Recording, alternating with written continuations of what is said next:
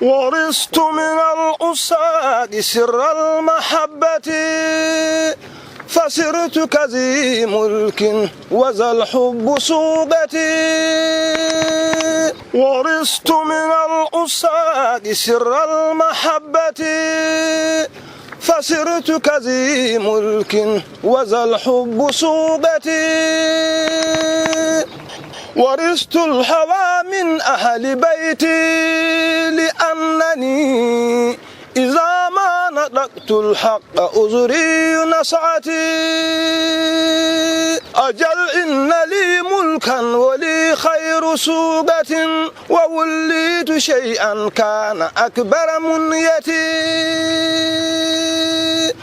ألا أيها الأساق قولوا وأنصفوا أمثلي يرى من بين أساق أمتي.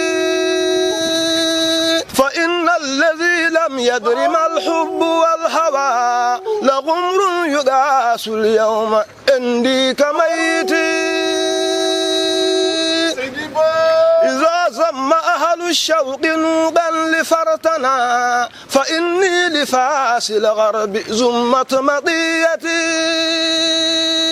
إلى أحمد التجاني شيخي وعمدتي كريم المزايا الحبر وجهت وجهتي. إلى أحمد التجاني خير البرية سوى الأنبياء والصحب تعويب بكرتي. كثيرون ذاقوا ولم يرد عادة بما قل إن زاد ارتوى من فضيلتي. كثيرون أولوا غير أن الذي له العدايا له التفضيل في كل رتبتي.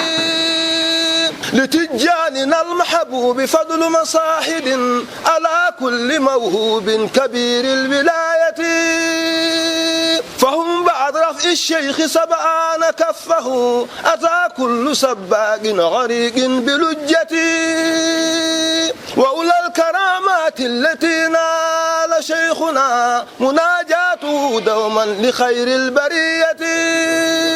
فياتيه خير الخلق في كل مرة يتم اللقاء معه بأغلى هديتي.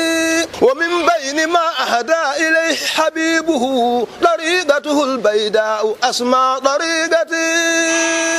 لنا مثل حباب بالشيخ والتي لدينا افتخار نحن أهل السعادة.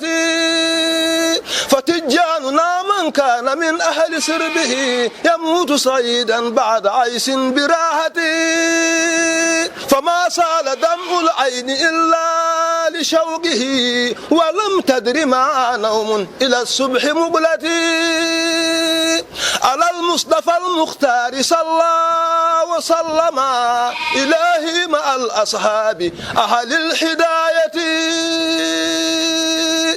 اللهم صل على سيدنا محمد وسلم. ورثت من الأستاذ سر المحبة فسرت كذي ملك وذا الحب صوبتي.